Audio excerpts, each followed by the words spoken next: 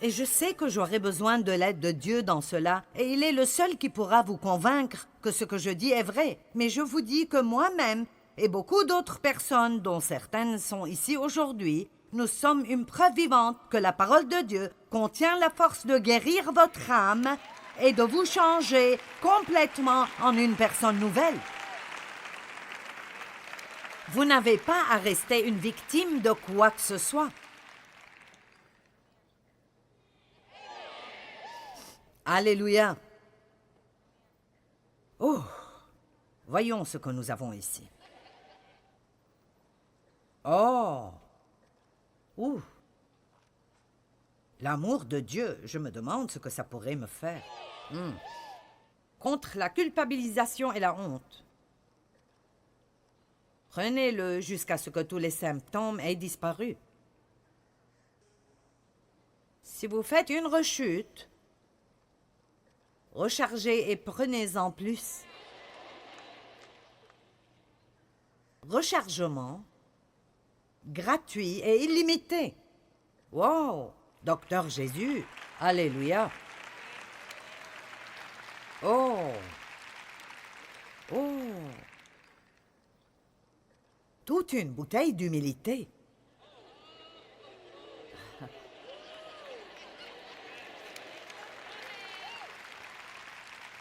Prenez-en pour l'arrogance, l'orgueil et la prétention. Prenez-en pour le jugement et le criticisme. Rechargement illimité. Prenez-en jusqu'à ce que les symptômes disparaissent. J'ai eu besoin d'une bouteille fraîche de cela récemment. J'ai pris cela régulièrement pendant toutes mes 38 années de ministère. J'en ai toujours besoin. En fait, j'ai toujours besoin de tout cela plutôt régulièrement. Oh! Wow! La générosité, comment ça va m'aider? Oh, prenez-en pour l'égoïsme.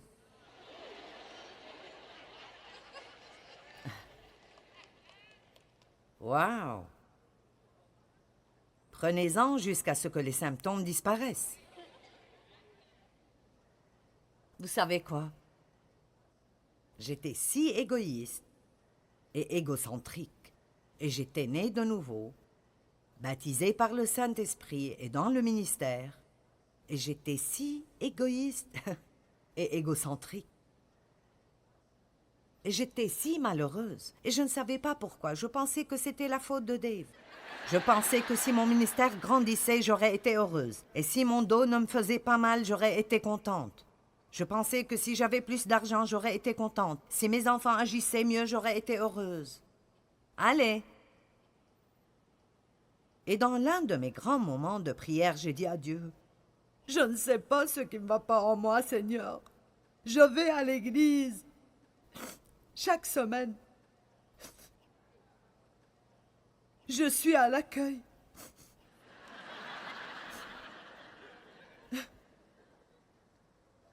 Je ne sais pas pourquoi je suis si malheureuse. » Et je vous le dis, vous pouvez dire ce que vous voulez à propos de si Dieu nous parle ou ne nous parle pas, mais Dieu m'a dit,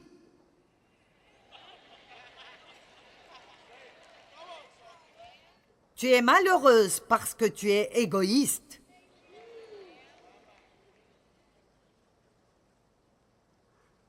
Alors j'ai commencé à étudier l'amour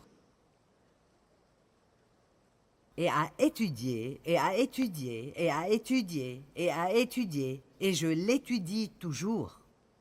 Apprenez à être des personnes généreuses. Ne faites pas le moins que vous puissiez faire. Faites le plus que vous pouvez faire, et faites-le exprès. Je vais fermer l'armoire pour 1 minute. Hébreux 4. Vous me suivez toujours? Est-ce que ça va au-delà de vos cerveaux pour arriver à votre esprit? Car la parole de Dieu est vivante et efficace. Vivante et pleine de puissance. Il n'y a qu'une seule chose qui sort la mort dans nous, et c'est la vie. Elle est active, opérante, revigorante et effective, plus tranchante que toute épée à double tranchant, et pénétrant jusqu'à la division de l'âme et de l'esprit, des jointures et de la moelle, des parties les plus profondes de notre nature. Elle expose, trie, analyse et juge les dispositions et les pensées du cœur. Laissez-moi vous demander, parfois quand vous allumez la télé, et je vous prêche tôt le matin, est-ce que vous ressentez que l'on opère sur vous? Vous traversez une sorte d'opération de l'âme? C'est ce que la parole fait en moi. Elle ne me fait pas toujours me sentir tellement bien. Laissez-moi vous dire, quand j'ai commencé à vraiment étudier la parole, c'était affreux, parce que tout ce que je lisais, j'en avais besoin.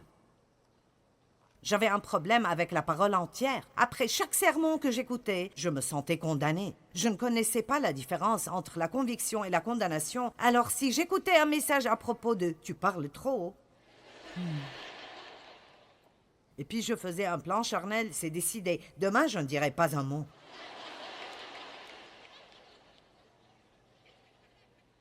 Et je marchais à la maison. Et quelqu'un disait, « Qu'est-ce qui te prend aujourd'hui ?» Et je disais, « Si je parle, vous n'aimez pas. Et si je ne parle pas, vous n'aimez pas. » Vous savez comment on appelle ça? La chrétienté enfantine et bébé. Je ne savais pas que ce que je devais dire était « Oui, Seigneur, tu as raison, je suis convaincue. Je dis beaucoup de choses qui blessent les gens, et je dis beaucoup de choses qui me blessent à moi, et je veux changer, et je te demande de me changer, et j'irai à ta parole, et je prendrai mes médicaments. »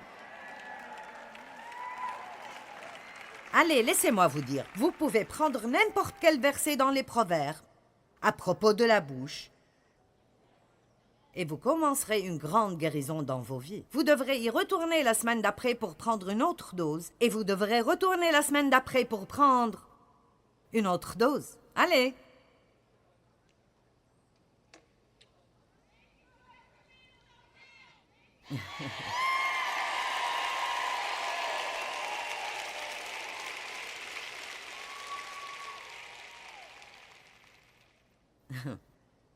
Vous savez, ce que j'ai fait aujourd'hui entre les sessions, je suis allée manger, mais après, je me suis arrêtée à un magasin et j'ai acheté près de 7 pièces de vêtements pour une amie. Je n'essaie pas de vous montrer combien je suis bonne, mais j'essaie de vous dire comment je reste heureuse.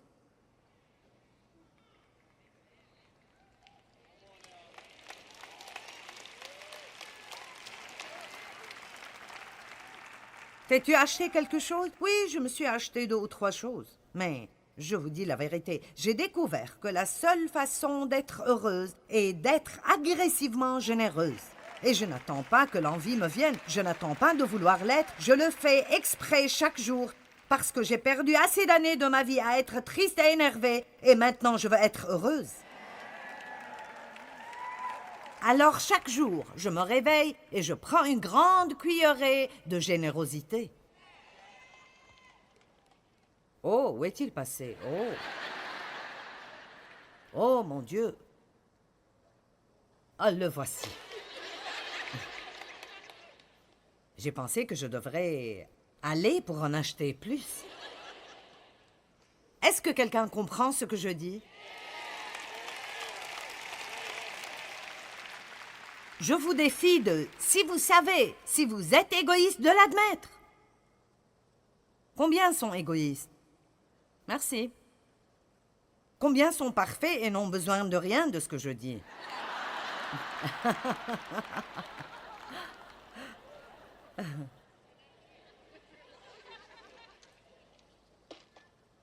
Waouh!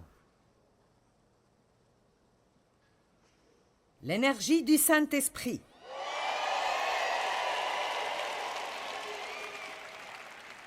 Prenez-en pour la paresse aussi souvent que vous en avez besoin. Jusqu'à ce que tout symptôme disparaisse. Waouh! Rechargement illimité, Docteur Jésus.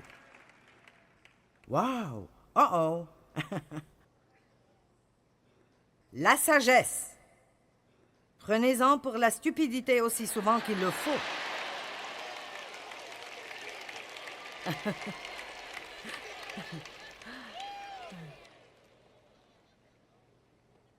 Mon Dieu! Ouh! Comment pouvez-vous être chrétien et vous ennuyer? Je veux dire, si vraiment vous entrez dans cela de tout votre cœur et vous mettez un objectif, je veux grandir, je veux être comme Jésus, je veux être conforme à son image, je veux qu'il soit fier de moi, je ne suis pas là juste pour avoir ce que je veux, je suis là pour servir Dieu, il revient pour moi et je me tiendrai devant lui et ferai un compte-rendu de ma vie. C'est le moment de nous débarrasser de nos biberons, de nos couches et de nos tétines. C'est le moment de grandir et d'être des hommes et des femmes de Dieu.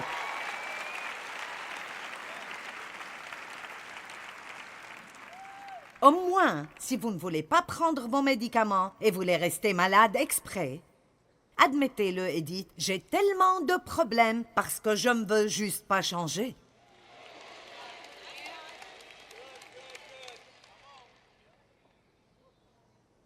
Laissez-moi vous donner un exemple. Vous savez, je me souviens qu'une fois, Dave et moi nous disputions et je me suis tellement énervée contre lui. Il m'a blessée et vous savez comment c'est. Vous allez dans toutes les chambres de la maison, sauf celle où il est. Vous ne parlez plus, vous murmurez seulement. Vous ne voulez pas cuisiner quelque chose qu'il aime, ou porter quelque chose qu'il aime, ou quoi que ce soit. Et je suis passée par là, et ça ne m'intéresse pas de faire ça de nouveau, et alors... Je suis allée dans mon bureau, je me suis assise par terre, et j'ai mis cette histoire devant moi. Et je me suis couchée, et j'ai dit, « Maintenant, Seigneur, je ne me lèverai pas avant que tu me donnes la grâce de sortir de cette chambre et d'agir comme si de rien n'était. Je refuse de partir avant que tu ne me donnes la grâce de lui pardonner. » Et je n'ai pas dû chercher beaucoup de versets, et je sais assez bien où ils sont tous. Et assez tôt, j'ai pensé, je pense que les médicaments marchent. Pfiou. Merci, Seigneur.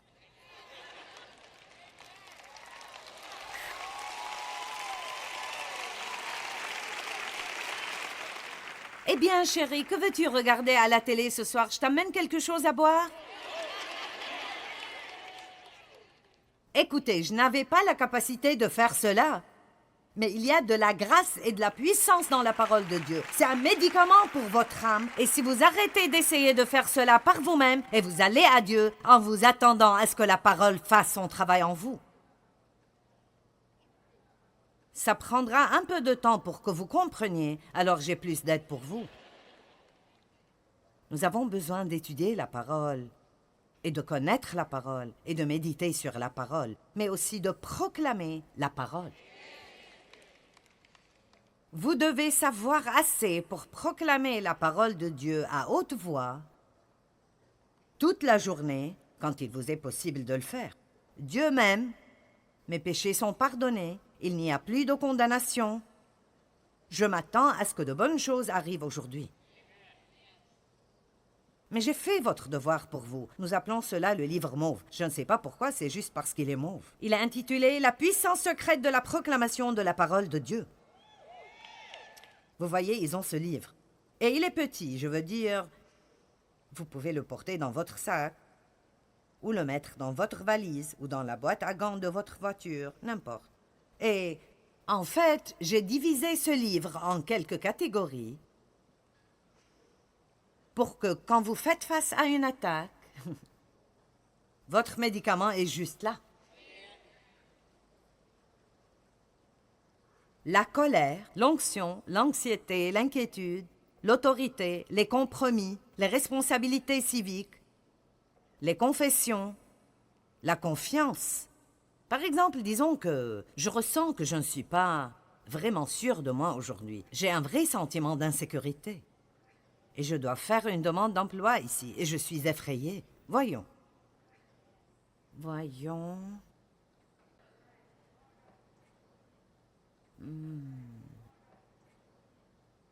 La voici. J'ai mis cela à la première personne du singulier. Donc on y va. Je suis déterminée et rassurée. Je ne suis pas effrayée ni découragée, car le Seigneur mon Dieu est avec moi où que j'aille. Avec ton aide, ô Seigneur, je peux avancer contre une armée, et avec mon Dieu, je peux grimper un mur. J'ai confiance, je m'appuie, et je suis confiant en le Seigneur, et je ferai le bien. Ainsi habiterai-je dans sa terre, et je me nourrirai sûrement de sa fidélité. Mon cœur est fixé, ô Dieu, mon cœur est droit et confiant. Je chanterai et me réjouirai en le Seigneur. Et vous continuez juste à prendre ces médicaments, jusqu'à ce que soudainement...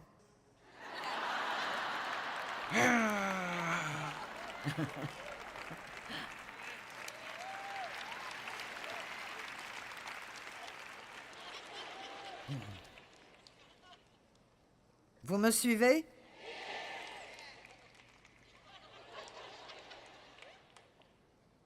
Vous vous réveillez le matin.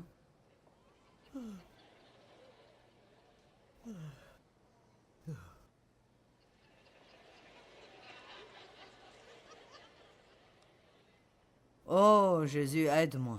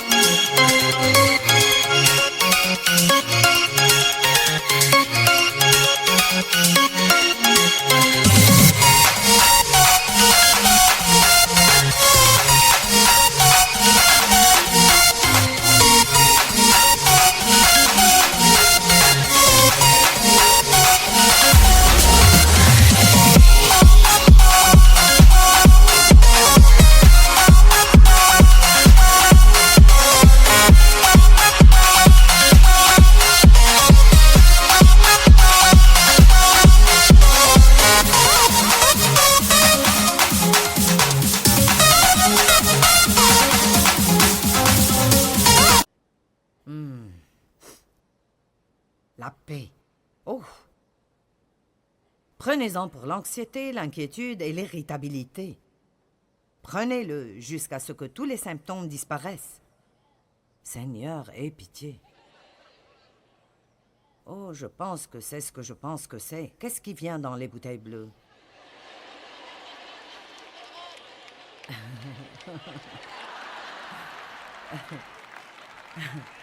Oh, bonté, je pense que c'est le mot andé. Je ne prendrai pas ça.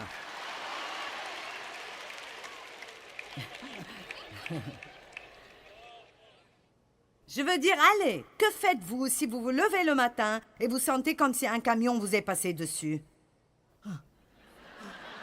Trouvez ce paquet de médicaments. Combien d'entre vous doivent prendre des médicaments chaque jour? D'accord. Combien d'entre vous en prenez?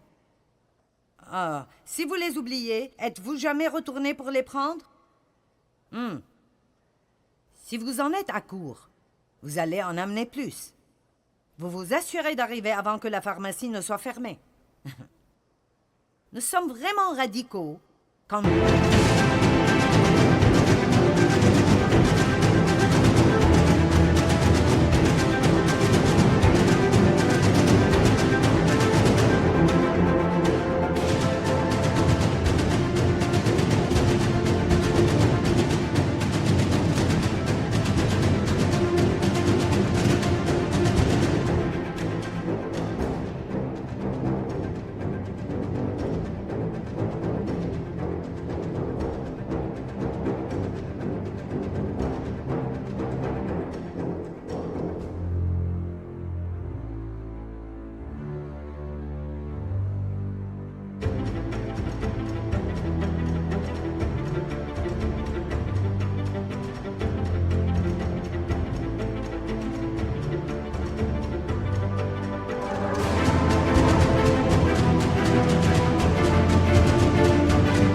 nous avons quelque chose dont nous pensons que ça éliminera notre douleur, eh bien, tout ce que je demande est que nous soyons même juste à moitié aussi radicaux concernant nos poisons de l'âme que nous le sommes à propos des choses qui nous rendent misérables dans la chair et que nous commencions à vraiment regarder la parole de Dieu comme le remède pour votre âme.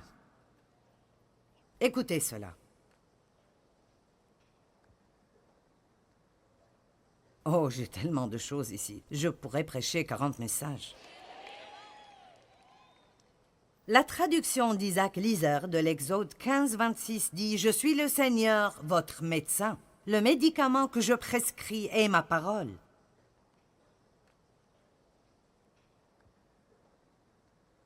Méditez sur la parole, proclamez la parole. Matthieu 7-24.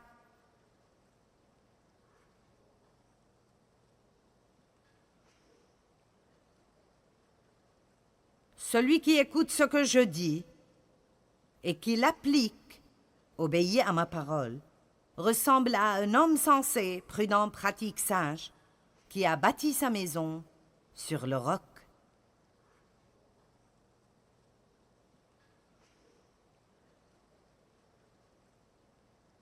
Regardons le verset 25. Il a plu à verse, les fleuves ont débordé, les vents ont soufflé contre cette maison. Elle ne s'est pas effondrée. Nous n'avons pas à avoir peur du tout des temps dans lesquels nous vivons. Si nous avons construit notre maison sur le roc,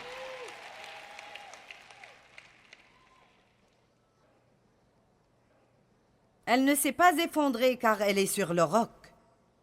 Mais celui qui écoute mes paroles sans faire ce que je dis ressemble à un homme assez fou pour construire sa maison sur le sable.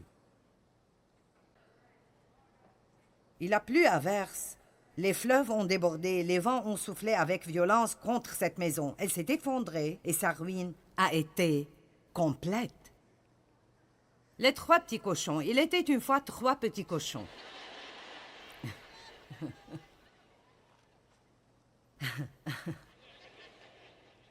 Un cochon a bâti une maison avec de la paille et le second l'a bâtie avec des brindilles. Ils ont bâti leur maison très vite, instantanément. Des réunions d'église de 45 minutes, pas plus long. 2 chants, un message de 15 minutes. J'ai fait mon travail, allons-y, dépêchez-vous. Je dois aller à McDo. Ils ont bâti leur maison très vite, et puis ils ont chanté et dansé toute la journée parce qu'ils étaient paresseux. Le 3e a travaillé dur et a construit sa maison avec des briques. Un grand méchant loup a vu les 2 petits cochons, alors qu'ils dansaient et jouaient, et il a pensé « Quel repas tendre et juteux ces 2 feraient !» Il a pourchassé les 2 cochons, et ils se sont cachés dans leur maison. Le grand méchant loup est arrivé à la première maison, et il a soufflé, et la maison s'est écroulée. Le petit cochon effrayé a couru à la maison du 2e cochon et elle était faite de brindilles. Et le grand méchant loup est venu vers cette maison et il a soufflé et la maison s'est écroulée. Les 2 petits cochons, terrifiés, ont couru à la maison du 3e cochon faite de briques. Et le méchant loup a essayé de souffler pour faire écrouler la maison, mais il n'a pas pu. Il a continué d'essayer pendant des heures, mais la maison était très forte et les petits cochons étaient saufs à l'intérieur. Il a essayé d'entrer par la cheminée, mais le cochon a fait bouillir une grosse marmite d'eau et l'a gardée dans la cheminée, et le loup est tombé dedans et il est mort. Les 2 petits cochons se sont sentis désolés d'avoir été si paresseux. Ils ont bâti leur maison avec des briques et ils ont tous vécu heureux.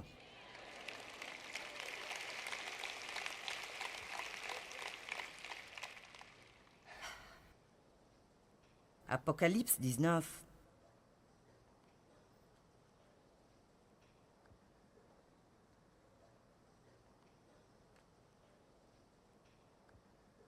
En commençant au verset 11.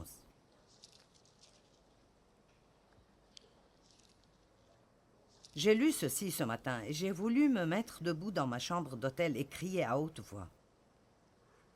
Là-dessus, je vis le ciel ouvert. Et voici, il y avait un cheval blanc. Son cavalier s'appelle Fidèle, digne de confiance, loyal, incorruptible, droit, et véritable. Il juge avec équité, il combat pour la justice, la sainteté, la vertu et la droiture. Ses yeux flamboient comme une flamme ardente. Sur sa tête étaient plusieurs couronnes et diadèmes. Il avait un titre, un nom, écrit que personne d'autre ne connaît et ne comprend. Et il était revêtu d'un vêtement teint de sang. Le titre par lequel il est appelé est la parole de Dieu. La parole de Dieu. La parole de Dieu. Et le titre par lequel il est appelé est la parole du Dieu vivant. Et Christ, la parole de Dieu, est devenu chair et a habité parmi nous. Et le Saint-Esprit a oint des hommes pour écrire ce que l'on appelle la Bible, et personne n'a jamais pu s'en débarrasser ou la détruire. Ils l'ont gardée cachée pendant longtemps. On appelle cela l'âge des ténèbres. C'est normal que cela s'appelle l'âge des ténèbres, parce qu'ils avaient caché la lumière du monde. Mais comme Dieu le fait toujours, il s'est libéré. Et laissez-moi vous le dire, Dieu se libérera de nouveau dans notre société, parce que personne ne se débarrassera de Dieu. Vous ne pouvez pas vraiment exclure Dieu des écoles. Vous ne pouvez pas le faire sortir de quoi que ce soit, parce qu'il possède tout et il est tout. Et moi, au moins, j'ai pris ma décision. J'aimerai la parole, je vivrai par la parole.